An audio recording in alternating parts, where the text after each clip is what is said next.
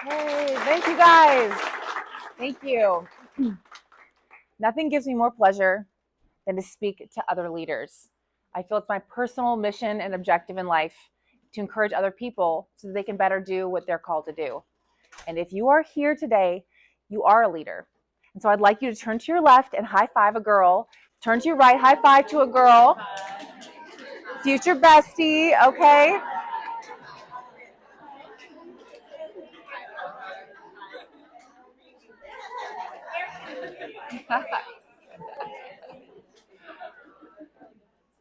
So as leaders, we want to study how to perform in our own optimal best. We also have people that we are leading, whether those are employees, colleagues, kids at home, partners that we're trying to encourage and inspire. So we need to study the tools that will allow us to get the most from ourselves and then apply it to other people. And that's what we will talk about today, the antidotes to imposter syndrome. Align with your authentic self and lead with confidence. So I want to know how many people have heard of the idea of imposter syndrome. Raise your hand. Okay, I would say everybody looks like they've heard of it. So the definition is it's the fear that your success is not deserved. You're a fake. The feelings that you feel when you feel imposter syndrome, so you can know if you're feeling it, is tunnel vision, fear, anxiety, sweatiness. Everything in the room kind of narrows, and all you can see is that one person or that one circumstance in front of you. And the thoughts that go through your mind are like catastrophic. I mean, this is the worst thing that could ever happen to you. You will never survive. There is no future. There is just this failure right here. And you start comparing yourself to other people. Well, if only I was as beautiful as her. Her hair is so perfectly curled and blonde. If only I could have curled my hair like her. So that type of thought where you're comparing yourself to other people helps to create this feeling of imposter syndrome. And what's crazy is that it's actually very normal. Between 70 to 80% of people admit to experiencing it at some point in your life. And the other people who do not, one could argue they're crazy because this is an economics joke. I have a master's degree in economics. I'm not the best economist in the world, but I do think econ and math is really funny if you can turn it into a joke. So the bottom half, a normal distribution, is a bell curve. And so it's the bottom half of the people who represent the outliers. And so it's the outlier who doesn't feel weird or insecure. The other thing that data shows us is that your ability to feel imposter syndrome is incredibly correlated with your empathy. The more self-aware and self-critical you are capable of being, the more humble from other people's estimation that you are, the more likely you are to feel imposter syndrome. And I heard everyone hum because inside of yourself, you know that these are the qualities of excellence. These are the qualities of leadership. So what's curious is that anybody who you admire that you think is a good leader has felt like an imposter at some point. And if you feel it, sounds like you're a leader too. Those are the kind of people that we want to be leading our lives. So I want to ask you to think of a moment in your life where either you have a memory that is painful and you thought you were an imposter, or think of a future goal where you're too scared to approach that goal at this time. So wherever you are, I want you to capture a thought, because what we're going to talk about are going to be tools. And you're going to forget it if you don't apply it to something real in your personal life. So write it down.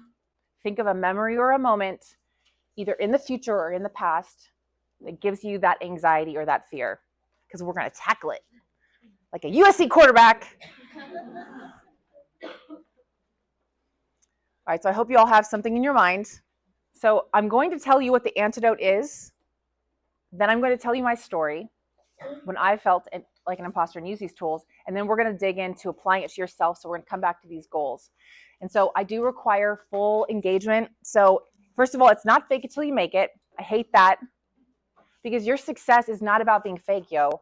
It's about being authentic and aligned. So these are the two things that we are going to accomplish and create to eliminate imposter syndrome. And the ways that we tap into our authenticity and alignment is going to be these three things, and you actually need to move your body with me. So first of all, we're going to say self, self, squad, service. Want to do it one more time? Self, squad, service. All right, so my story. I also feel imposter syndrome very often. And one of the most poignant moments of my life was when I became an entrepreneur.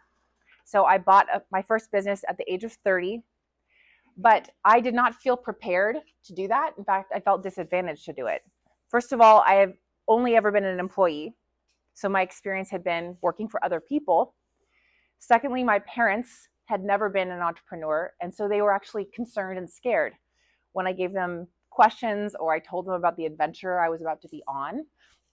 They gave me risk-averse advice, not good advice. They did not want me to go do this. They did not believe I could be successful.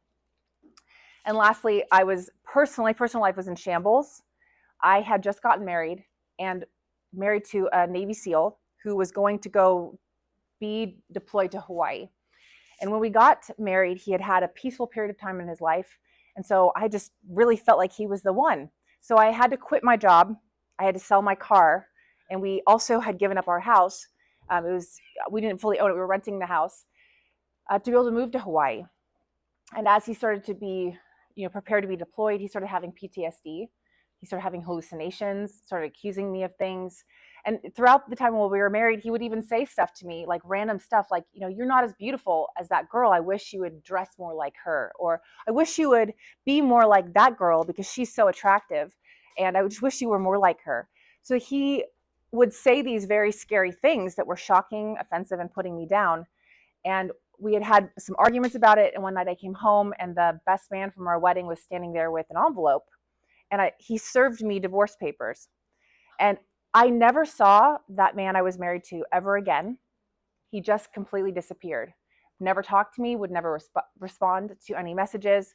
And at that time, I had no car. Like I said, all of these things were destroyed. And there was a lot of other difficult things happening to my personal family where my parents were not able to, my support network was broken. And I felt so much shame and so much fear that maybe all of these reasons why this guy had said I was not good enough were true. And so I had to move into some friend's house, and I was at a party. Like in the evenings, I was crying, and I was working at Athleta because I just could not get a real job and figure out anything. I just had to survive, crying and folding girls' Lululemon style pants. And I went to a party being hosted by one of the friends that I was staying with, and it was a networking party. And so I'd applied to some executive jobs doing packaging sales. And I met a guy at this dinner party, older gentleman, and he told me he owned a packaging company. We all know at USC networking is key. So I thought, I'm going to get to know this guy. I'm going to figure out if I can maybe ace my interview by learning more about packaging. So as I asked questions, I just let go of my own thought of myself and started really digging into what he was saying about his company. And it turns out he was selling it. He was doing import-export. He was importing packaging from India and China for large American brands. And he hated the guys that he was going to sell his business to. So he was looking for a way out. He had a pain point. And the more I talked to him, the more I realized I had some past work experience. I probably could do the job that he's describing. And so the idea came into my head, maybe I'll pitch him that I buy his company and I will create an agreement with him that would be beneficial to both of us. And so I said, hey, give me some of your samples because I think I could buy your business, but I want to test it out first. I'm going to go to a trade show. I'm going to take my savings and I'm going to build a booth. And if I can get an order, I'll buy your business. So that's what I did. And the thing about it is that when I was taking my savings and I was going to walk into that room to do something that I did not feel I had the right to do, become an entrepreneur, to become a business owner, to sell to large brands, I did not feel capable of it. All of the fear and the things that felt like they had gone wrong flooded my heart. And I felt anxiety and I felt sweat and I felt tunnel vision.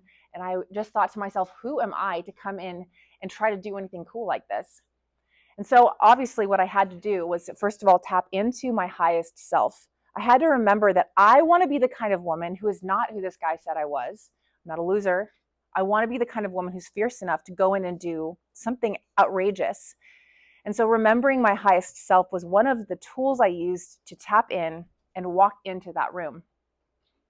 So as I set up the booth in the first day, people were coming by. There was amazing big brands, Harry and David, Haribo, the president of Haribo was there, which is like the coolest gummy candy ever.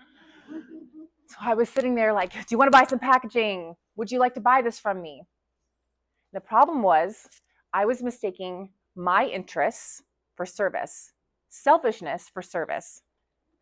And the result was that people were running the opposite direction.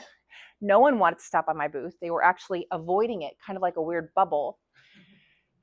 And I realized, okay, I need to change my perspective. So I called my friends and I complained about how I was not succeeding, how I was nervous. And they, of course, reminded me of who I was. They hyped me up. They helped me to refocus on serving the people who were coming to me and find the right strategy for it. So the next day, I came back and focused on service. Rather than saying, please buy my packaging, I really want you to buy packaging, everyone in that room needed packaging. But my vocabulary, my tone, my energy was focused on getting you to give to me what I wanted. There was no alignment there. In this the next day, I refocused. And instead, I went out of my booth and I went to everybody's trade show. Hey, how's it going? What's going on? What's the most exciting opportunity you have right now that you can't solve? And I started asking the questions from their perspective and figuring out ways to get them the answers. Oh, you don't know the answer for how to manufacture this packaging in 3 weeks? I don't know if I can do it either, but I will go and figure it out. And so I spent all of my energy just trying to figure out how to do their job for them of solving their problem. Do you think that worked? It worked. And so as a result, I ended up becoming like everyone in the entire trade show knew me by name by the end of it. They started calling me the packaging princess. And it's honestly because I put out a ton of emotional energy to try to connect to people. And I ended up getting a $25,000 purchase order and I bought the business. Yeah, come on now. Thank you. And it's exciting because it applies to your life. There are moments where you feel insecure and scared, and there are tools to help you tap into your greatest strength. And that comes when we are aligned with what our purpose is, we are authentically walking within the world around us. And the other element of alignment is aligning with other people's interests. So I'm going to dig more deeply into it. So I studied economics of happiness. Professor Richard Easterlin recently passed away, but he was nominated for a Nobel Prize because he studied what makes us happy statistically. And in economics of happiness theory, they talk about something called the hedonic treadmill. We all feel so rational. We all have a brain. But in reality, there are many moments where we are not rational. And that makes us unhappy. So the hedonic treadmill is when you're constantly feeling like you're going up and you're really not making any emotional progress. So for example, right now, you make more money than you did before, but you probably want to make more money. When it comes to your success, you are more successful and more accomplished than you were 10 years ago, but you still don't feel like you're successful because we update our preferences or our expectations or our standards to the new level of people who we consider to be our peers. So your brain will lie to you. How you feel is not always the truth. And we all know people who have body dysmorphia, where they view themselves in the mirror and they cannot see themselves correctly. Everyone else can see them, they cannot see themselves. And that's why I want to introduce the term to you, success dysmorphia. It is an incorrect perception of your success. You are not your thoughts or your feelings. What you focus on, you will feel. It's the bizarre thing about your brain that if you select a thought and you keep thinking it over and over and over again, you can actually change the outcome of how you're feeling. We see that when we take placebos. It's a fake pill, but your brain thinks it's real. So, regardless of your spiritual perception, I don't know what else to call it, but you are a person, a soul, a thing, observing your thoughts, and you get to choose your thoughts. So as leaders, let's talk about how do we do that and how do we become more authentic and more aligned. I love graphs. Hopefully some of you have a panic attack just seeing the formula at the bottom. So the idea is that we can at least all admit that there's some element of success that's based on luck, and there's some that's based on preparation. If you at least show up, you will at least put yourself on this chart of the possibility of success. You at least showed up, a miracle can happen, you can still get the job, you can still get the promotion.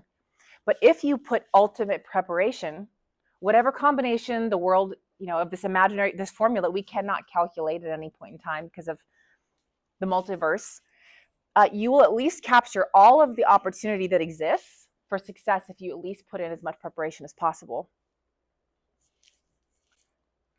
But let's be real, that is not the only element that impacts our success. The conclusion from the previous slide is put in the work and you will create success. And we're helping our irrational brain to understand that. But there are other things that influence success. And it is this weird little emoji that I'm putting here, which is an electric bolt of magnetism. And this is basically like a zone of influence.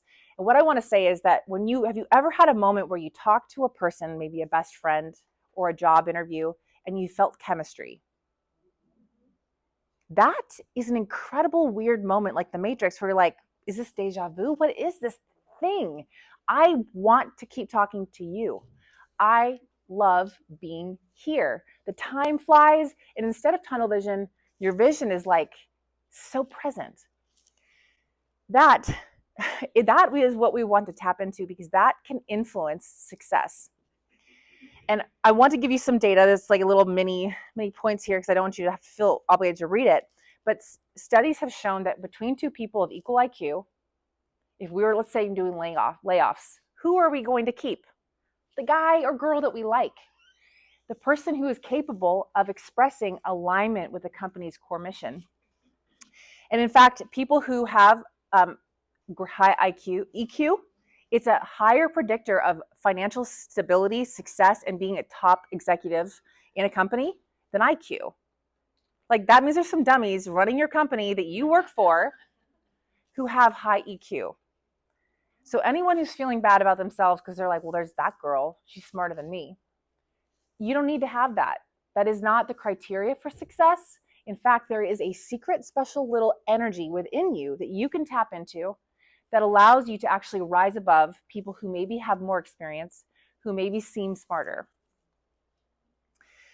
And these little things create tells and signals. So when I feel insecure, you can see it in my tone, in my body language, and in everything that I'm doing. When I'm feeling confident, there are tells in how I position my body, the ways that I speak, the eye contact that I give to you.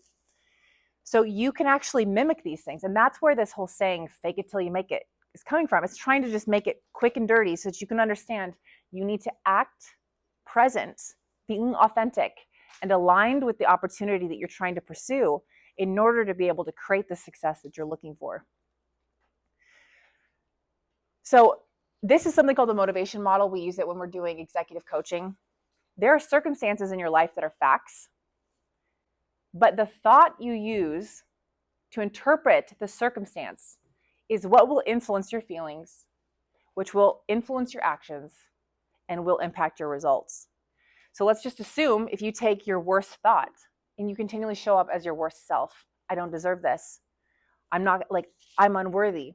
You are going to show up as your worst, and over time you will get a worse outcome.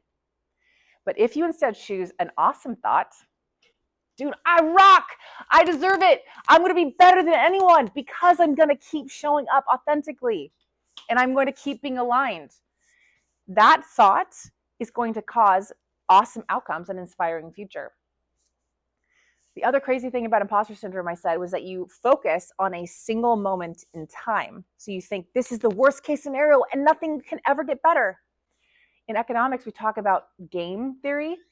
When you play a game once, it has a certain outcome. If you realize that the game is an infinite game, meaning the game will continue, you can play it again tomorrow. You have a different outcome. When we have negative thoughts that this is the only opportunity, the only job I can get, and we don't get the job. We don't keep trying. But if you recognize, dude, if that job doesn't want me, good. Goodbye. Hello, next job. Maybe that was just preparation for the next job you're supposed to have. So we have to choose our thoughts carefully as leaders to get an inspiring future. If you act unworthy, are you unworthy? No. Yo, you are a spectrum.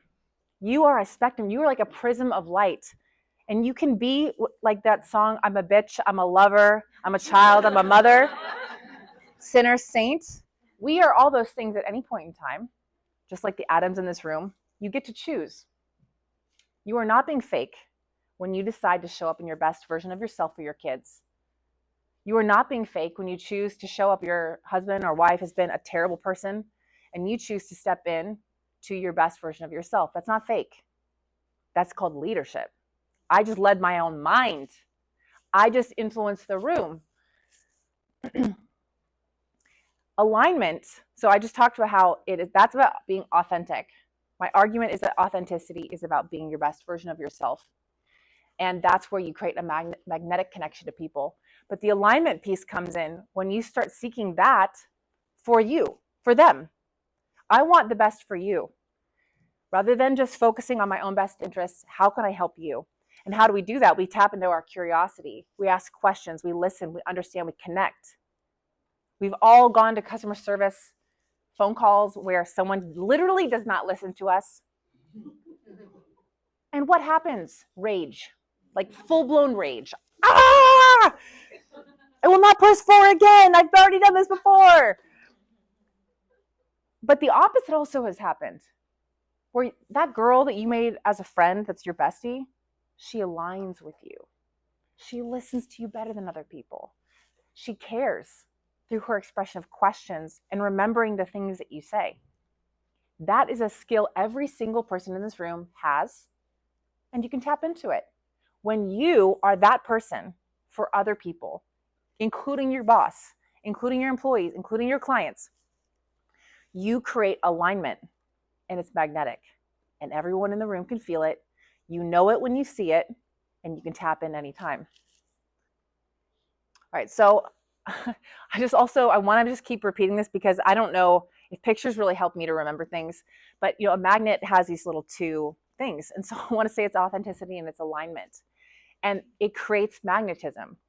Magnets are always seeking alignment at all times. So if you want to be magnetic, you have to constantly be authentic and seek alignment. They become stronger when they are aligned with other people or things. Like if you stack two magnets, it becomes a more powerful magnet. And that's why in a company, I want people who are on my team. Are we going the same direction? Okay, let's go. So you need to find people in your life and align with those friends, those jobs, those careers, because you will personally be more powerful and so will the company. You can't be aligned when you're not facing the right direction. You cannot create this magnetism unless you're tapped into your most authentic, best self.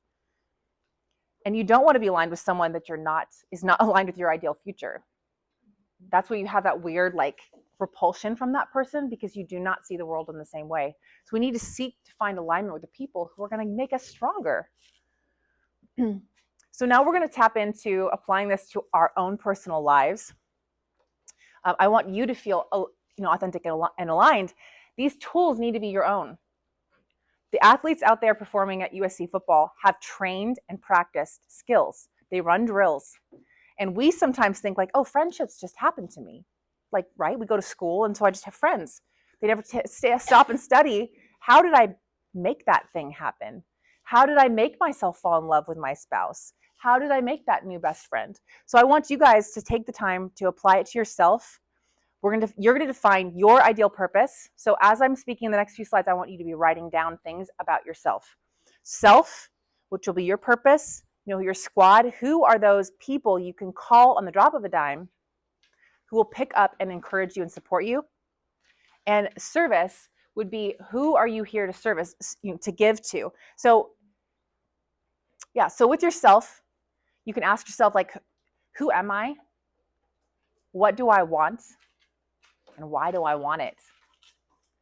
And what's interesting enough is that once you start defining these things, there's different circumstances in your life. as a parent, if the biggest thing that you're worried about right now is being a parent, your purpose, who, what, why may be a different thing than it would be when you apply it to your job, because you are a spectrum. You don't so pick one fixed thing to think of today. When it comes to tapping in, as you write these things down, you need to pick a way to remember who you are. For me, I have Post-it notes in my bathroom. So as I'm doing my hair, I wake up in the morning looking like a mess. And so I'm trying to pull myself together, and I stare at that little Post-it note to remind myself. I also have little things. You can imbue a hat or a bracelet or an earring or a little amulet that you put in your pocket to remind you of who it is that you're trying to step in to be. And that's because there's a weird, it's not magic, guys, it's neuroscience. Your brain connects physical activity to your memory. That's why we do this, because you're going to remember it more likely than just hearing it. So pick something. I put on this hat and I step in to my best self. And anything that you want to pick can become that magical thing that helps to remind you of who you are. So you all wrote it down? So your squad. These are the people who, whenever you call them, they're going to make you feel better. So who are those people? When are you talking to them? When should you be talking to them? Should it be a text every day? Are you imbuing that relationship with the power to influence your life, or are you getting too busy on Instagram, on Reels, with work, that you haven't talked to them in a while? And how often are you talking to them? So with regards to neuroscience, if I tell you you are my best friend, please hold me accountable, you will behave differently than if I never mentioned that. You need to tell the people in your life your terrifying dream. And tell them who you are. Tell them the things you're about to do, and ask them, tell them, I need you to text me because I'm speaking at USC Women's Conference and there's some boss women in the room and I'm nervous. So my phone was blowing up this morning. The people who love me and know that my dream is to be an inspirational speaker, and they reminded me of who I was so I could show up today to inspire you. How cool is that? I feel so lucky, I feel so loved. If you don't feel enough of this in your life, you have to create it, sadly. Sadly, but also positively. The women in this room are people who could be that for you. If you don't have good enough friends, look to the left and the right, get her Instagram, get her phone number. So service. This is the plan of who you're going to serve on the way to this goal. Guys, making more money is not enough. If you're walking in and asking for a raise and you feel scared and you don't ask for that promotion, it's because your motivations are not big enough. According to economics of happiness theory, once you have a minimum amount of money to survive, you actually are not more happy over time making more money. And some part of your brain knows it. Oh, $10,000 more. All right, we all know we could do a lot with $10,000, but you have to identify why I'm serving something. That $10,000 will serve my family. It's going towards paying for their college. It's going to, I really care about my clients. I love seeing the smile on their face when they're happy. You have to be clear on it, because what you will do for other people, you won't do for yourself. I have a list of things about the women in this room that made me want to show up here today. And what's so amazing is when I started to feel nervous, I reread that and I thought, if I could just help one woman who feels insecure in a part of her life to step into her greatness, it's worth it. So forget me. Forget when I sniffle or cough or make a mistake or forget. I care about her. I show up for her. And that allows me to step into my best self. So the last part here is that there is no shame in this. It is an iterative game, which means we play this game over and over again. And so I want to tell you that last year, I gave this talk for the first time, and it was at a Women's Boss Vision conference. I was so excited. And also I found out that Candace, she owns the Sprinkles, the cupcake company. She was going to be the keynote and I was going to be the introducer person. And so I was so nervous and excited, and I showed up that day. And for some reason, there was a stain on the outfit that I was planning to wear, so I couldn't wear that. And then I show up, and the woman hosting the event did not pay any attention to me. She's like, "Oh, great, have fun," and almost rolled her eyes at me. and walked away. And none of the people hosting the event gave me any attention because they were so excited about the famous people speaking. So that made me feel weird. And then the tech team, I asked them to remind me of the time, and they didn't want to do that. And then the woman who introduced me didn't tell anyone anything about me. And she proceeded to ask the question that I was going to ask in my ending part. So she took part of my speech. So I gave the speech and I stumbled. But the thing that helped me to stay connected is I had done tons of preparation. And I just kept telling myself, it's for the girl in this room. It doesn't have to be the whole room, just the girl in this room who needs to hear a story to remind herself to keep going.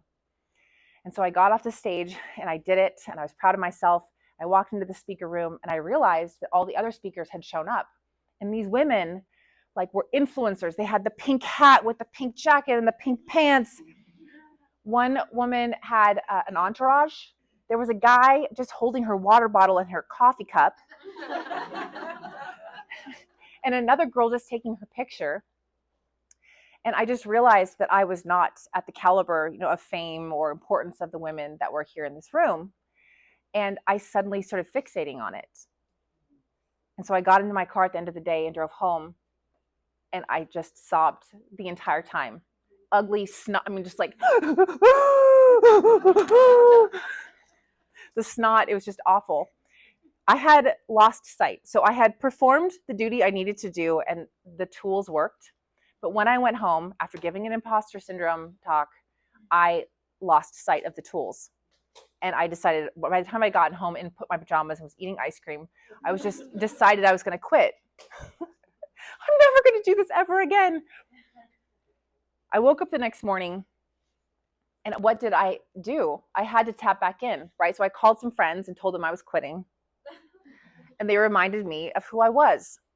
And then I checked my phone, and there were 20 girls who had posted comments, sent me messages, and said, Emily, I really needed to hear what you had to say. Thank you for empowering me. I was for sure not the best speaker in that room, and I definitely made some mistakes, but I was authentic. I truly showed up wanting to align with the women in that room, and they felt it. So who cares if I was the best speaker there? That was not the objective. It'd be nice. I wanted everyone to think I'm cool. I want all of you to think I'm cool, but that isn't actually the most important thing. The most important thing was to be able to serve the women in this room, or in that room. And so I just want to remind you that if you try to do these tools and they don't work at some point, or maybe you forget to use them and you go home after you just did a great performance and completely emotionally spiral, it's okay. It's a repeating game. The next job opportunity, the next person you speak to, maybe that's the one where you're supposed to be amazing. So your ability to reflect is actually what we decided is your superpower, what makes you a leader. So I don't want you to feel insecure or bad having imposter syndrome or success dysmorphia. It's a natural occurring thing in every leader, and these are the tools to solve it. Yeah, you deserve to be the person that you are made to be, and everybody in the room needs it. You have to show up as your best self. So now what I want to do is give us all time to talk to one another and share with each other. We don't all have to be best friends. We've all got lots of commitments in the world. But today, I want you to hear someone else admit to you what their big scary dream is, or their past thing, and what it is that they're going to do to tap in. And I want you to encourage her.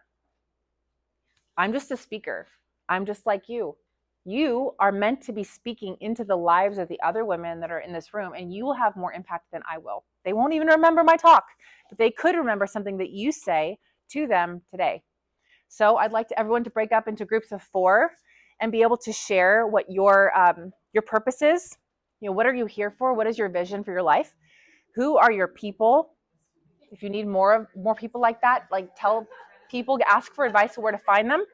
And then I want you to talk about service. Who are you here to serve? What is inspiring to you? So I would suggest groups of 3 or 4. I'm going to turn back on some pop music. If you guys want to connect to me, feel free. Thank you. I also have a free Spotify playlist if you ever want to realign with me. And I'm thinking of you. I made that for positive music. Yeah. And if any of you work at a company and you know someone in HR and you thought this was impactful and you want me to come speak at your company, that's my purpose. You can help me out by forwarding my LinkedIn to your HR guy or girl and say like, hey, hire that girl. So please get together in groups of 4 and encourage each other. Lunch is at 12:30, so maybe we're like make everyone leave at 12:30. Perfect. That's what the Okay. team said, yeah. Okay.